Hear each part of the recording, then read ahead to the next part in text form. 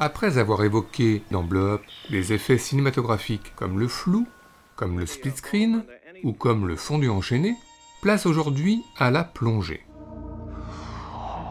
Alors non, pas la plongée aquatique, mais plutôt la plongée cinématographique, ces scènes, ces plans soudainement vus de haut et même de très haut, comme ici exemple canonique dans Psychose. Alors prenons notre souffle, car il y a beaucoup de choses à dire sur la question.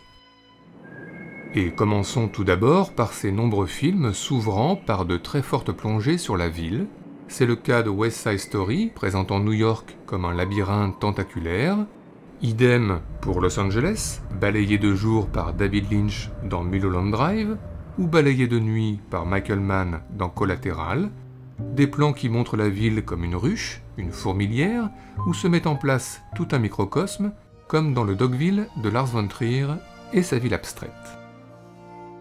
À part ça, les plans en forte plongée sont souvent utilisés au cinéma pour montrer la foule afin d'accentuer le nombre, par exemple dans Empire du Soleil de Spielberg et son mouvement de panique dans les rues de Shanghai, séparant bientôt le jeune Christian Bale de ses parents. Sinon la même idée, mais dans un genre très différent, le film de zombies, ici la série Walking Dead, qui a souvent recours à ces plans en plongée pour mieux signifier l'ampleur de la contamination. Mais encore, eh bien, prendre de la hauteur permet souvent de révéler des signes, des formes, des secrets que l'on ne voit pas forcément au niveau du sol. C'est le cas du chiffre 10 que cherche Harrison Ford dans le 3e Indiana Jones. Sinon, les traces extraterrestres dans Signes sont évidemment plus visibles vues de haut, tout comme les traces de pas laissées par l'énorme Godzilla dans Godzilla. Dans le même ordre d'idées, l'attaque des dinosaures dans le monde perdu prend un peu plus de saveur avec du recul. La piscine de Suspiria, quant à elle, nous paraît bien plus anxiogène en prenant de la hauteur. Et la glace sur laquelle s'allongent Kate Winslet et Jim Carrey dans Eternal Sunshine of the Spotless Mind nous paraît là aussi bien plus belle vue d'en haut. Mais notre révélation préférée, l'imposant smiley au sol que l'on découvre avec du recul dans les Watchmen.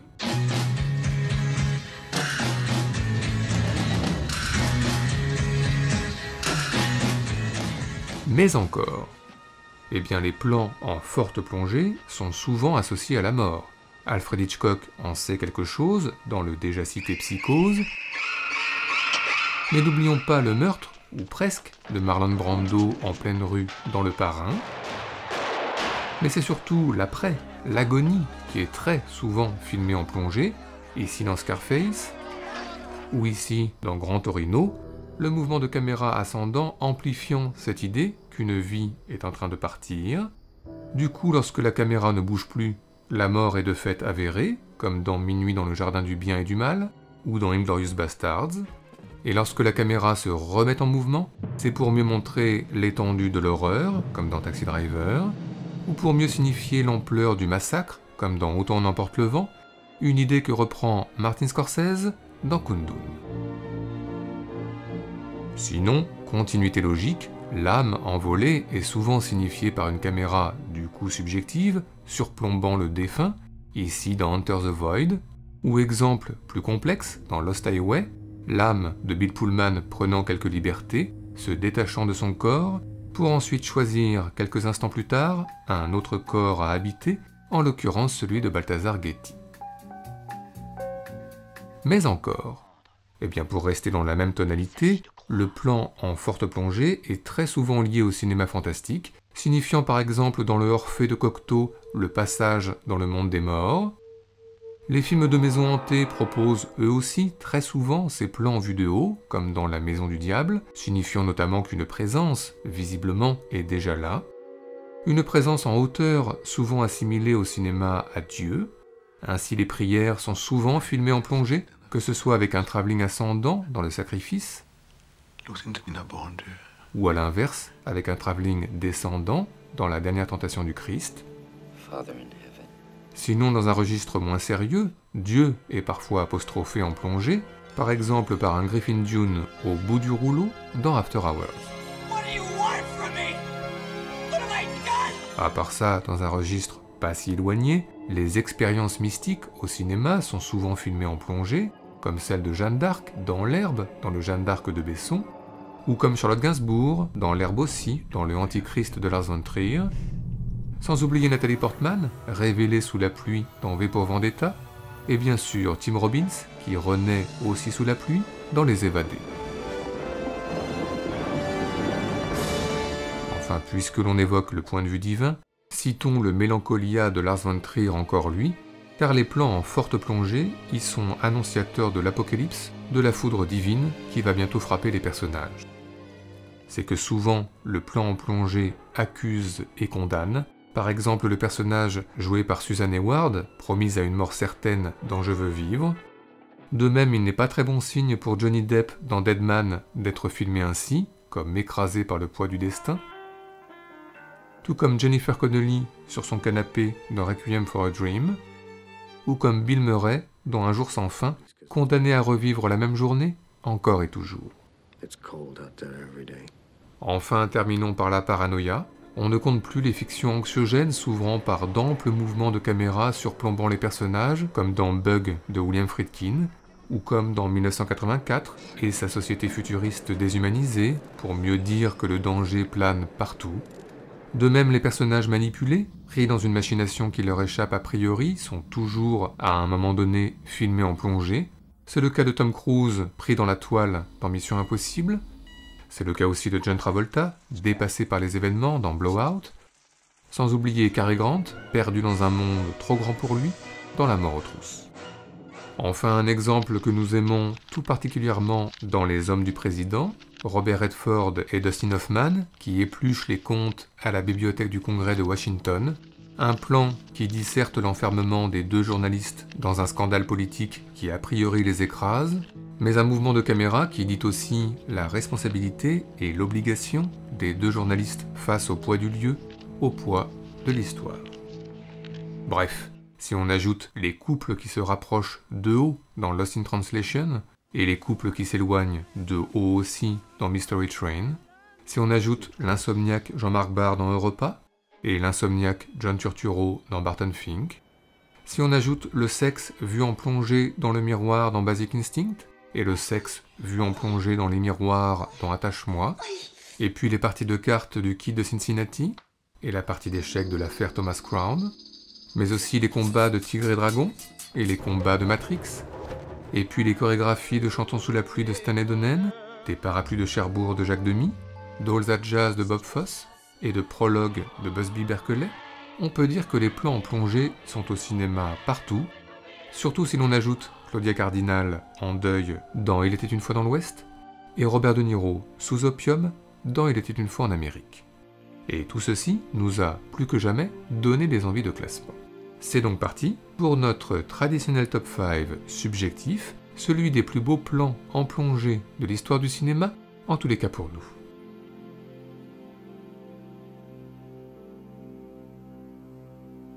Notre numéro 5, les ouvertures de films en un ample mouvement d'hélicoptères ou de drones sont très fréquentes au cinéma, et toujours pour annoncer une fiction anxiogène. Dans Shining de Kubrick bien sûr, ou dans Funny Games d'Haneke, sans oublier The Descent de Neil Marshall, et puis il y a l'ouverture de l'éprouvant Tom à la ferme de Xavier Dolan, au rythme des Moulins de mon cœur, chanté a cappella par Kathleen Fortin.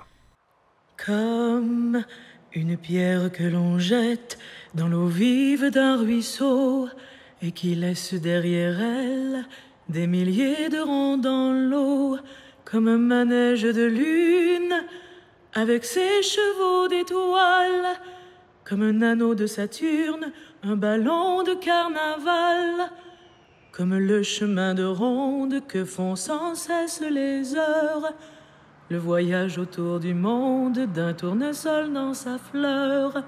Tu fais tourner de ton nom tous les moulins de mon cœur, comme un écheveau de laine entre les mains d'un enfant, ou les mots d'une rengaine pris dans les harpes du vent, comme un tourbillon de neige, comme un vol de goéland, sur des forêts de Norvège, sur des moutons d'océan, comme le chemin de ronde que font sans cesse les heures, le voyage autour du monde d'un tournesol dans sa fleur. Tu fais tourner de ton nom tous les moulins de mon cœur.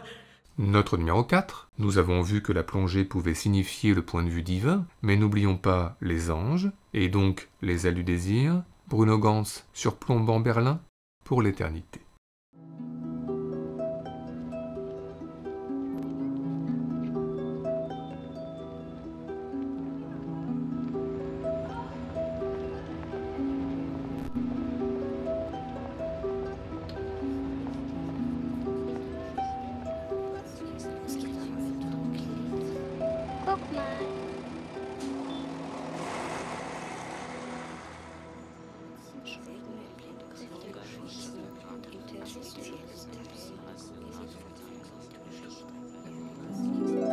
Die Labsal, den Kopf zu heben zum Licht hier draußen im Freien.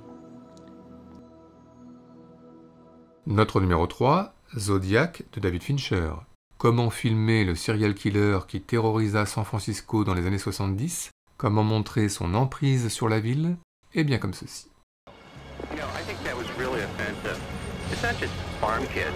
These are nice, clean-cut young people. Hey, nobody's downplaying the loss of human life here, Alfred. Well, that last guy was. We have good, solid communities out here in the North Bay. Unlike in the city where you have Satanists running around. Well, you bring up a good question. Is the Zodiac a Satanist? Amber from Oakland, what do you think? I don't really know, but I just know that the codes that they printed didn't look very Christian. But I think a bigger problem is that the paper shouldn't have printed anything that the Zodiac has been doing. They're just printing all that stuff to sell more newspapers. Well, the Zodiac did demand they print his letters or he'd kill more people. Yeah, but he would have done it anyway, whether they printed it or not, I think. Yeah, interesting point. So what do you think he'll do next?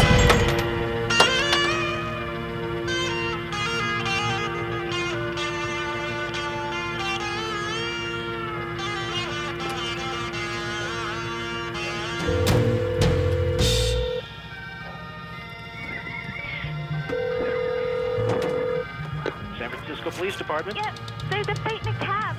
What is your location? 3390 at Washington, at the corner of Church. One's drunk and we think he's robbing Is him. the crime still in progress? Yes, please hurry. Notre numéro 2, Alfred Hitchcock, encore et toujours, tant les plans en plongée infusent son cinéma. Car outre Psychose et La mort aux trousses déjà cités, il y a La ville en feu dans Les oiseaux, il y a également le coup de téléphone dans L'homme qui en savait trop, sans oublier la dépression de James Stewart dans Vertigo, amplifiée par un plan soudain en plongée, et puis il y a pour nous le plus beau dans Leto, la mort de Juanita en plongée avec sa robe mauve, pétales de fleurs, gouttes de sang.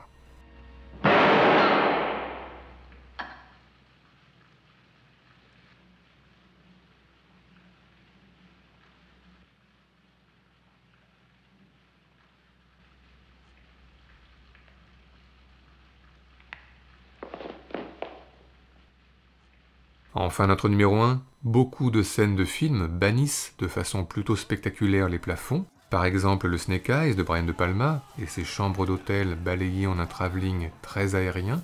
Citons également ce plan plus furtif dans Kill Bill, entre deux combats, ou ce travelling très ascendant dans le très délirant Las Vegas Parano. Et puis il y a, dans un genre différent, Cœur, l'un des derniers films d'Alain Resnais, et plus précisément son final, tous les personnages filmés successivement de haut, comme écrasés par la solitude, avant qu'Isabelle Carré ne rejoigne André Dussolier pour un ultime et inespéré moment de tendresse entre frères et sœurs, et la caméra de redescendre à leur hauteur, comme un happy end très discret et très beau, surtout sur la musique de Mark Snow.